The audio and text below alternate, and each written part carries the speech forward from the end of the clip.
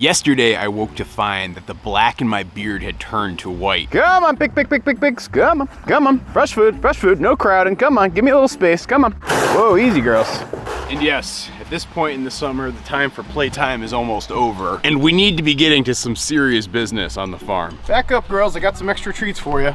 Yeah, look, I got some popcorn, some eggshells. Yeah, enjoy. Allison also went blueberry picking, so we have dropped blueberries from the blueberry farm to feed them. Enjoy the blueberries.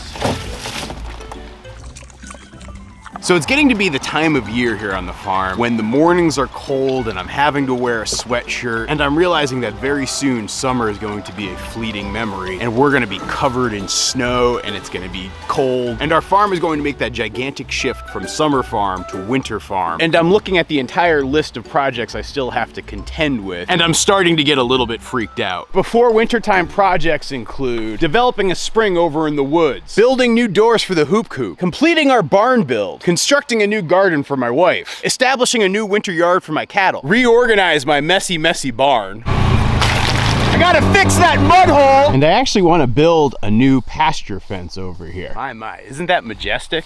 And actually, it's a pretty beautiful bluebird sunny day here on the farm, which has been very rare because it's been very hard to get any work done because we've had so much rain. So yeah, we've undertaken the process of actually starting to build another fence here on the upper pasture. As you guys know, I started building this fence last year. I fenced in essentially 25 acres and I completed that earlier this spring. All summer long, my cattle have been up here and grazing, and it's actually been working very well. If I was gonna cite any problem that I'm facing right now, it's that I have more grass than cow, and so that's probably something I'm gonna try to solve for next year. But the other thing that I've observed as I've been working up here using this pasture over the course of the summer is that, number one, it's actually still too big of a large open space. You see, I move my cattle on a daily basis, and when I'm moving them, I'm giving them fresh grass each time. So every single day, they're in a relatively small grazing cell here on this larger pasture. And my thinking is, by cutting this in half and running a fence pretty much right across the middle of the pasture, what that's gonna do is actually make it much easier for me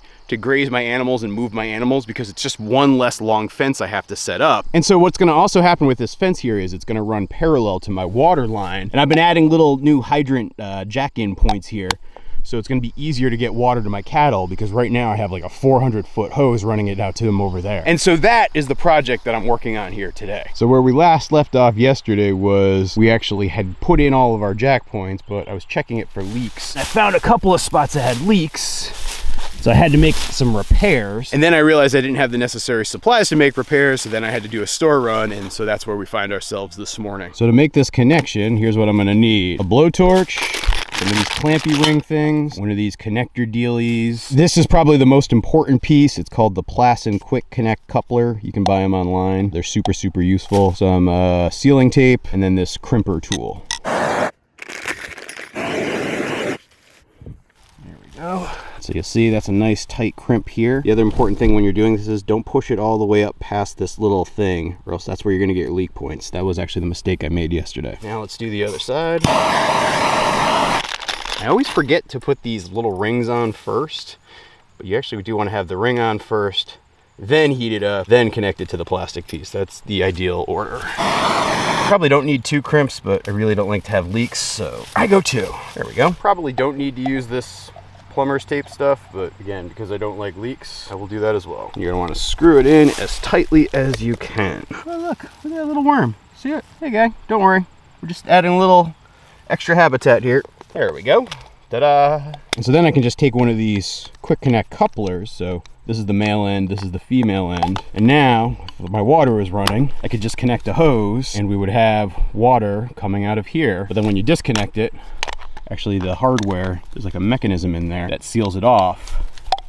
Then I can just close it up, no water's coming out. Now the beauty of this system is these quick connect points are here every 75 feet along this entire fence row. So that means as long as a paddock is along this fence, I have water every 75 feet. And so the longest I would need for a hose would probably be about 100 feet. I continue to find that the water management with the cattle up here on the upper pasture is actually one of the most labor intensive parts of the job. Now I do have several more of these hydrants I have to fix from leaking, so that's what's happening next. My eyes are open to the emptiness and my face is nothing but crooked lines. And here's that other hydrant that needs to be fixed.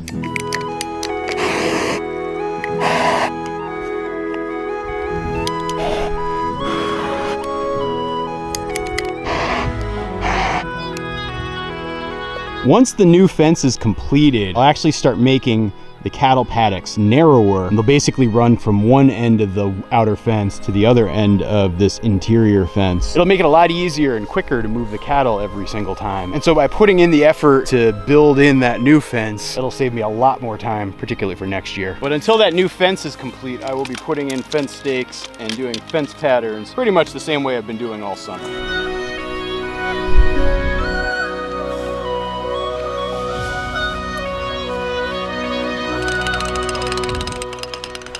Now that's not to say that I don't love being up here and working with the cattle. In fact, summer cow chores are my favorite type of farm chores. I live for doing this every morning. It makes me so happy. So please don't mistake my quest for efficiency for potentially disliking the activity. Hey cows, come on cows, fresh grass. Hey cows, come on cows, fresh grass, come on. Oh yeah, macho man. Go for it, buddy. Good boy. Baby B, what are you doing? Everybody else is over there. Go follow him along. Did you look at that sight? That's pretty incredible. Blue skies, green grass, white clouds, happy cows.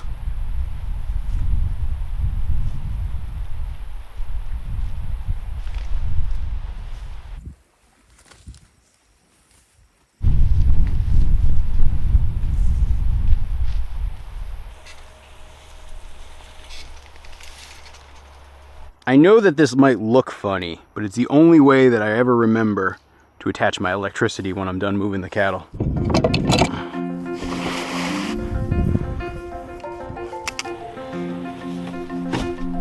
Yeah, even having that closer hydrant let me cut 100 feet of hose out of the mix here, so it's making my life easier. But now I gotta turn on the water and test it.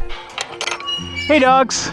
How's it going? Good to see you, good to see you. How's it going? So you guys might notice Abby dog has her cone back on, and she actually has a cover on her wrist because I've noticed that she started to lick at her wound again, and so I'm trying to prevent that. And so she's actually outside most of the day now. I bring her in at night, but she's still not 100% yet. I know, you're still not 100%. And you, Mr. Toby dog, you are 100%, so that's good to see. All right, let's turn the water on, and now we can go back up and check our work. Water is starting to flow, and the water trough will fill up very quickly. And a quick spot check would seem to indicate that my seals are holding well and everything is good in terms of the repairs I made this morning. That one looks good too. So does that one. All clear. Animal interlude.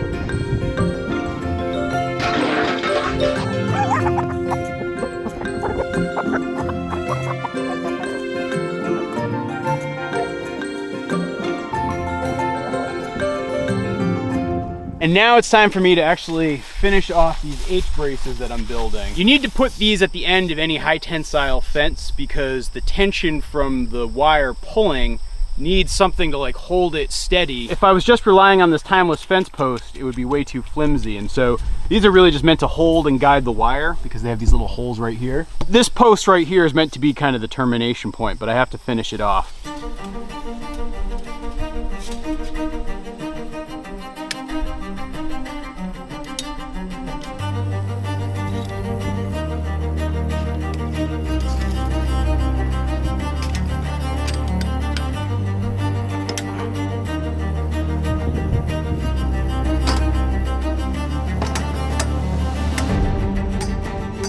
So now with the cross wire in place for these H braces, it's now time to run the high tensile wire.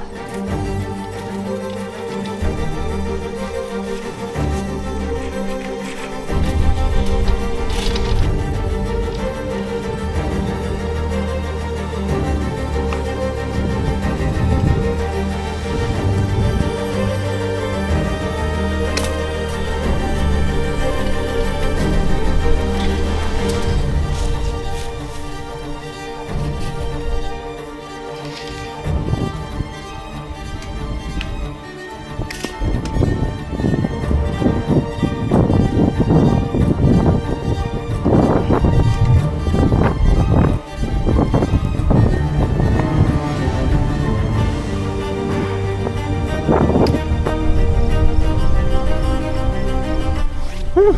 All right, I got to admit, Nothing like spending a morning putting in the fence to feel very satisfying. Walk through the snow to a bar where there's no one I know. We're just a little bit past noon and I've got the 2 strands run here. I gotta run 2 more strands going that way. 2 strands is gonna be totally fine if I'm just doing cattle.